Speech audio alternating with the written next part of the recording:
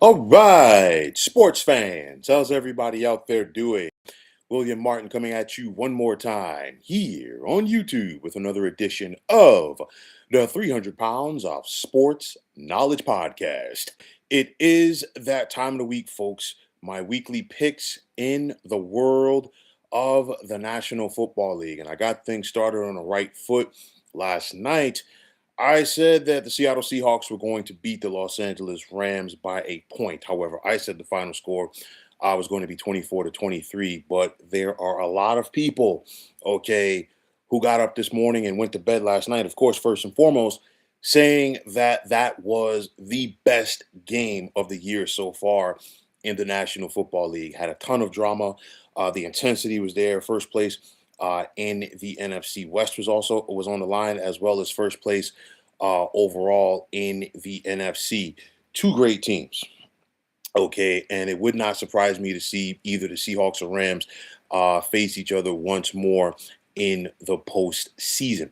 But nonetheless, the Seattle Los Angeles game was not the only one that has major playoff implications on the line this weekend. We've got two games on tap tomorrow, as well as the games on Sunday, as well as the Monday night affair. And with that said, here are my picks for week number 16 in this NFL season. Now, tomorrow we've got the 9-5 Philadelphia Eagles making the short trek down the pike to take on the 4-10 Washington Commanders. Remember, coming into the season, a lot of people expected that this was going to be a game that would decide things in the NFC East. Of course, both of these teams met in the NFC Championship game last year, and of course, they face each other in two out of the final three games this season. But nonetheless, there's still plenty on the line for the Eagles, as a win here would once again give them the NFC East. So we saw Philadelphia put an end to their three-game losing streak last week. They basically had a scrimmage against the Raiders. It was their get-right game, okay? And now if you are Philadelphia, you have an opportunity to right some of your wrongs and go into the postseason on a positive note. Of course, things have not worked out for this year for the Commanders. A lot of injuries, especially to Jaden Daniels. And I expect this Eagles defense to be on point against backup Marcus Mariota. And of course, Philly needs to try to find a way to get their running game going and have some type of momentum in that department heading into the postseason. The Eagles come into this contest favored by 7. I like them to double up Washington 34-17. Now, the other one on Saturday, we've got the 9-4-1 Green Bay Packers traveling to Soldier Field to take on the 10-4 Chicago Bears, with first place in the NFC North on the line. Now, we saw both of these longtime rivals meet a couple of weeks ago, and it was a game that came down to the wire. Green Bay was in control for the most part. Chicago had that comeback, and then the Packers made the key defensive plays late to seal that one. This Packers defense has been one of the better ones in football all season long, but they're not going to have to do it the rest of the way without one of the game's premier pass rushers. Of course, we saw Micah Parsons suffer that ACL injury last week. His season is done, and now Green Bay must soldier on. We saw Micah Parsons a couple weeks ago struggle to get to Caleb Williams. He put pressure on him. Yes, he harassed him, but he was not able to pressure him. Who is going to be that guy that's going to step up? And then those are truly, indeed, big shoes to fill if you are the Packers. For Green Bay, they let one slip through their hands last week. They were in control on the road against Denver until that Jordan Love interception. Excuse me. The Packers offense, when they click, they click, and when they don't, they don't. It's going to be interesting to see what they do against the Bears this time around. A lot on the line for both of these teams, because this is basically the difference, possibly in being the 2 seed in the postseason and being the 6 or 7 seed. So there's a lot on the line with both of these teams. The Bears come in favored by 1.5 points. In typical Bears-Packers fashion, I think it's going to be a great game that comes down to the wire. I like Chicago at home, 27-24. Now, moving ahead to Sunday, we've got the 10-4 Buffalo Bills traveling to take on the 3-11 Cleveland Browns. And Buffalo comes into this game favored big, 10.5 points over the Browns. For me, I feel like this is a classic trap game for the Bills, and here's why. We just saw Buffalo get the big win last Sunday on the road against New England with that big comeback in the second half. They're heavily favored over Cleveland. And, some would say, well, Cleveland doesn't have a lot to play for. Well, listen, Myles Garrett is on the verge of becoming the NFL single season sack leader, and he could possibly get it in this game. This Browns defense under defensive coordinator Greg Williams is relentless. On the flip side, we've seen an up and down performance so far from Shador Sanders at quarterback for Cleveland since he has been named as a starter. One good game, one bad game. And this Buffalo defense is not the best in the world as far as slowing down their opponents. However, you've got Josh Allen on that other sideline for the Bills. And we saw his will be a testament and his will be the difference in the second half last week in the comeback over New England. Like I said, Buffalo is favored heavy in this one, but they are going to have to pack a lunch Sunday afternoon. I still like the Bills, but I'm going to say 27-23. Now at AT&T Stadium, we got the 6-7-1 Dallas Cowboys traveling to take on, hosting the 10-4 Los Angeles Chargers. And it's a situation with Dallas. They'll basically know by the end of this game what their fate is going to be as far as their postseason chances. And I mean, they're hanging on by a thread to begin with. But nonetheless, this Dallas defense, can they find a way to get to Chargers quarterback Justin Herbert? Okay. I think the Chargers, even though, you got Justin Herbert at quarterback, they still want to be a meat and potatoes type team under head coach Jim Harbaugh, which means that they want to run the football. You look at Dallas and you think about their offense, you think about Dak Prescott and two of the better wide receivers in the National Football League in one CD Lamb and, of course, George Pickens. Dallas comes into this game favored by 2.5 points, but I think this contest is going to come down to the last team in possession of the football. And I do think that the Lightning Bolts have what it takes to go on the road as they're trying to keep the pressure on Denver. I like the Chargers 30-27. Now in Nashville, we've got the 6-8 Kansas City Chiefs traveling to take on the 2-12 Tennessee Titans. And for the first time in a long time, the Chiefs know that Patrick Mahomes is not going to be there at quarterback. Of course, his season is done after he suffered the ACL injury last week in the loss against the Chargers. But you still got this stellar defense for Kansas City going up against a rookie quarterback in one Cam Ward. Now, on the flip side for Kansas City, you got Gardner Minshew. This is the guy who Andy Reid is going to rely on the quarterback now for the remainder of the season.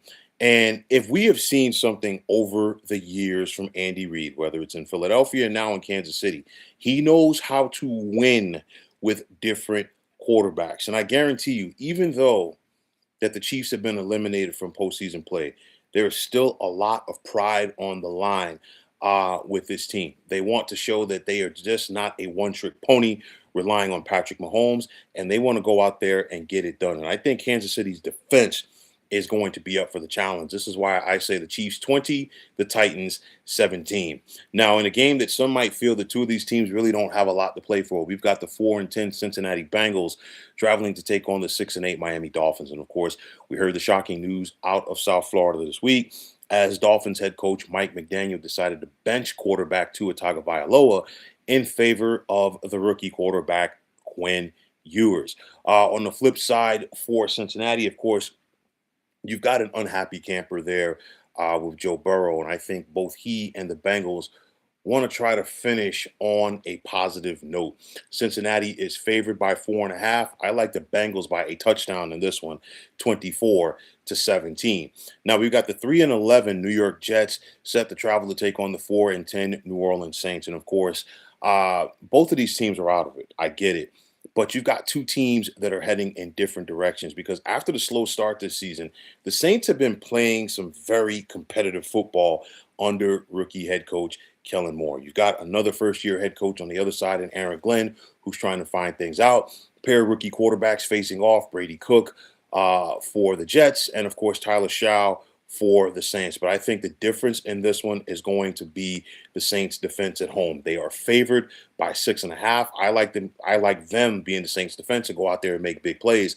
And I'm going to take New Orleans 23-17. Now at MetLife Stadium, we've got the 2-12 New York Football Giants set to host the 6-8 Minnesota Vikings. And of course, for the Vikings, they're trying to finish on a positive note. We saw them put a wrinkle into Dallas's playoff chances last Sunday night, and now they want to try to go out there and tee off on one of the worst teams in the National Football League. It's one of those, yeah, the Giants have lost 12 games, but for the most part, they have been competitive regardless of who the head coach is. But I'm looking at it like this. You've got a veteran defensive coordinator in Brian Flores going up against a rookie quarterback in Jackson Dart. What is he going to do to make the youngster uncomfortable in this one? The Vikings are favored by 2.5. I like them by 10. 27-17. Now, with first place on the line in the NFC South, who is going to step up for the challenge? As we've got the 7-7 Tampa Bay Buccaneers traveling to take on the 7-7 Carolina Panthers. Tampa Bay was expected to be here. They're the veteran team. They got off to the fast start, but they have stumbled as of late. While Carolina, they're the upstarts. Okay, both of these teams let golden opportunities slip by the wayside last week. We saw Tampa blow a late lead at home on Thursday night to Atlanta, while Carolina blew a late lead on the road against New Orleans.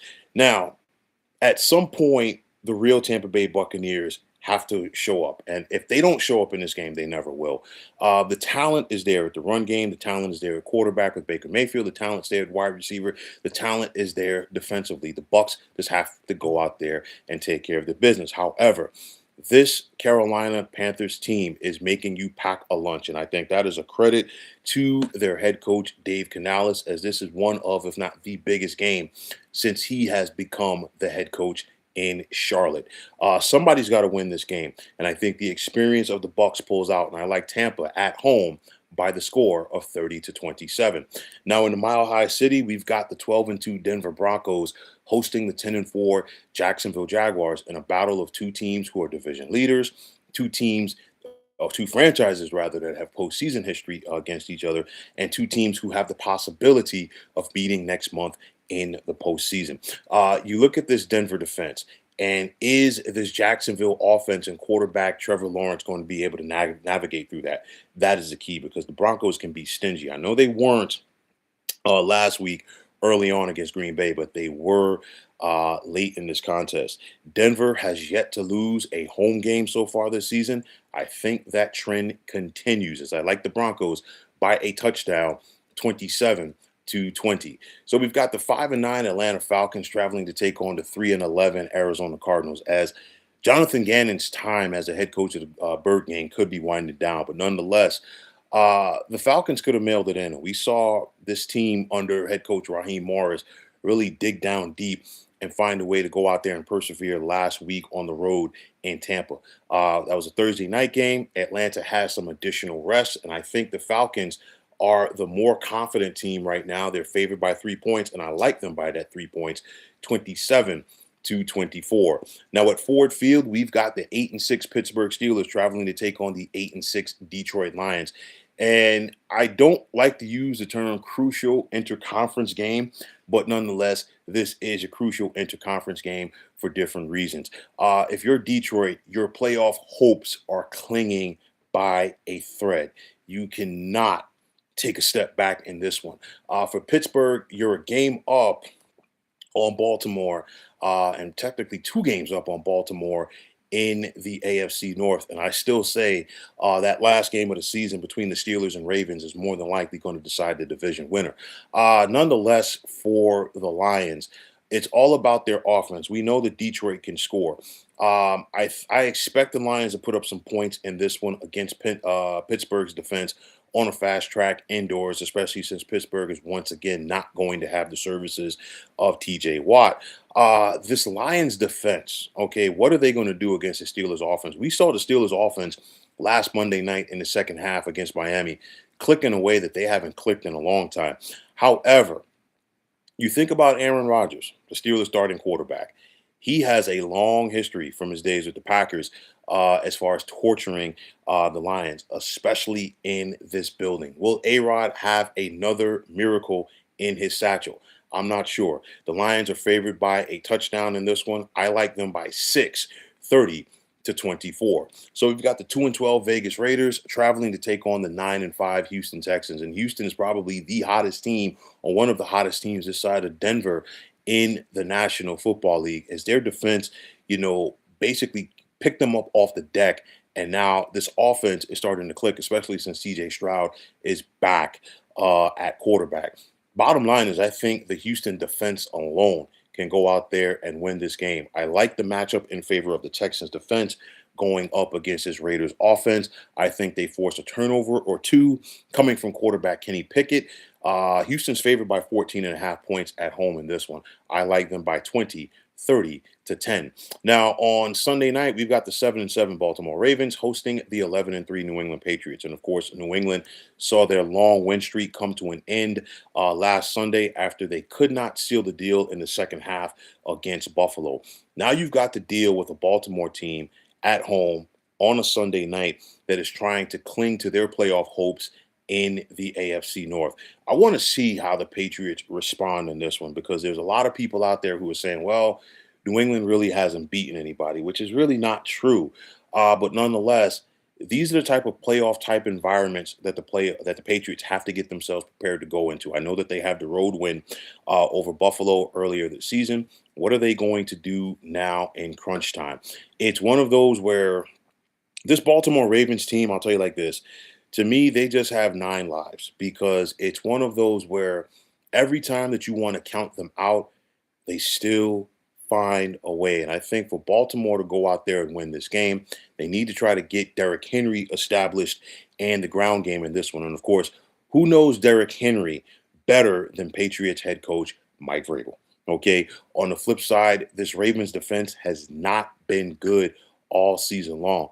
Can they find a way to get to Patriots quarterback Drake May? Mike Vrabel, after that loss, is definitely going to have his team ready to play. You know that John Harbaugh is going to have the Ravens ready to play in this key AFC matchup. The Ravens are favored by 3 points at home. I like them by 4, 27-23. And finally, on Monday night, we've got the 10-4 San Francisco 49ers traveling to take on the 8-6 Indianapolis Colts in a battle of two playoff contending teams that are heading in different directions. Of course, we know about all of the injuries for the Colts at the quarterback position, which has led them to having to reach out to the veteran Phillip Rivers. And of course, Philly Riv held his own last week on the road in the loss to Seattle, a game that the Colts had every opportunity to win. I think this 49ers defense, led by defensive coordinator Robert Saleh, is going to do something that the Seahawks failed to do last week against Indianapolis and Phillip Rivers, and that is heat them up. When you think about the 49ers under Robert Saleh, you think about that pass rush, regardless who is on that defensive line. And I expect them to try to go out there and heat him up, which means that the onus is going to be on Jonathan Taylor and this run game. Two of the better defenses in the NFL, make no mistake about it. But I like the Niners offense to be a difference in this one. And because of that, I say San Francisco 23, Indianapolis 17. So folks, those are my picks for week number 16 in this NFL season. And as always, I want to take this time out to thank each and every one of you for checking out the 300 Pounds of Sports Knowledge podcast here on YouTube. And as always, if you like what you heard and saw on this podcast, you know what to do. Just hit that like button, as well as subscribing to this channel. And like I always say, it's greatly appreciated. Also, if you are on the X, formerly known as Twitter, you can check me out anytime at 300 Pounds of Sports. And like I always say, if you give me that follow, I will do the same in return. And that also goes for Instagram, and you can check me out at 300 Pounds of Sports Knowledge. Also, if you are on Facebook, definitely check out the Sports Depot 365. And as far as I'm concerned, one of the better sports groups going on social media. And for all of you football buffs, definitely be sure to stay plugged into this channel this weekend, as I have plenty to talk about with the NFL action, as well as round number 1 in the college football playoff. But until next time, fine folks, my name is William Martin. I'm signing off, and I'm saying thanks once again for checking out the 300 Pounds of Sports Knowledge podcast here on YouTube. Be well, everybody.